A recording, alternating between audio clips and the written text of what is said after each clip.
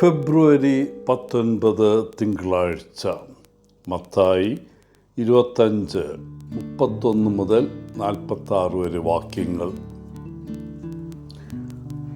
നാം പാപം ചെയ്യുന്ന രണ്ട് അടിസ്ഥാന വഴികളുണ്ട്. ഒന്നുകിൽ ഒഴിവാക്കൽ, അല്ലെങ്കിൽ കമ്മീഷൻ.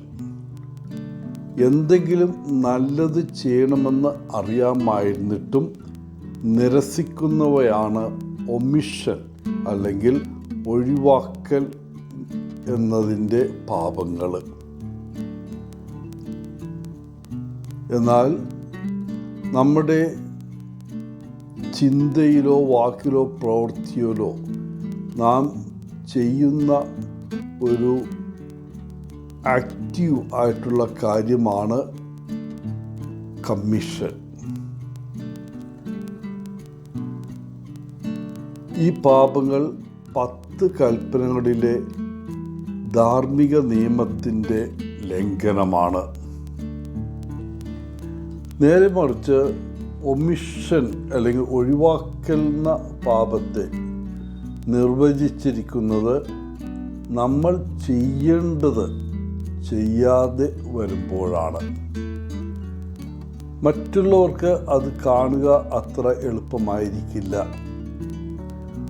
കൊലപാതകം, മോഷണം, നുണ പറയൽ, അശ്ലീല ഭാഷ ഉപയോഗിക്കൽ തുടങ്ങിയ വ്യക്തമായ അനീതിപരമായ പ്രവൃത്തിയിൽ നിന്ന് വിട്ടുനിൽക്കുന്നതിനാൽ തങ്ങൾ അടിസ്ഥാനപരമായി നീതിമാന്മാരാണെന്ന് ചില ആളുകൾ കരുതുന്നു. എന്നാൽ പ്രവൃത്തി ആവശ്യപ്പെടുന്ന കൽപ്പനകളോടുള്ള സജീവമായ അനുസരണത്തിലൂടെ നീതി തുല്യമായി പ്രകടമാക്കപ്പെടുന്നു.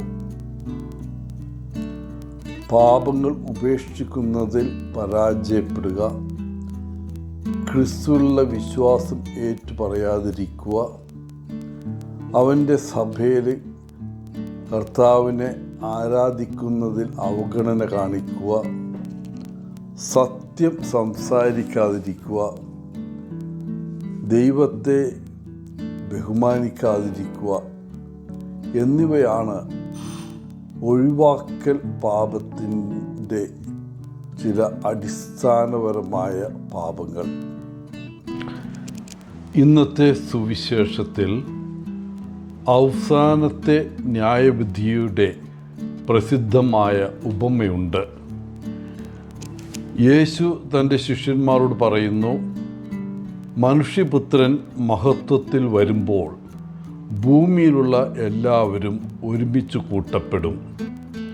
ഒരു ഇടയൻ ആടുകളിൽ നിന്ന് അല്ലെങ്കിൽ കോലാടുകളിൽ നിന്ന് ചെമ്മരിയാടുകളെ വേർതിരിക്കുന്ന പോലെ അവൻ ജനതകളെ വേർതിരിക്കും.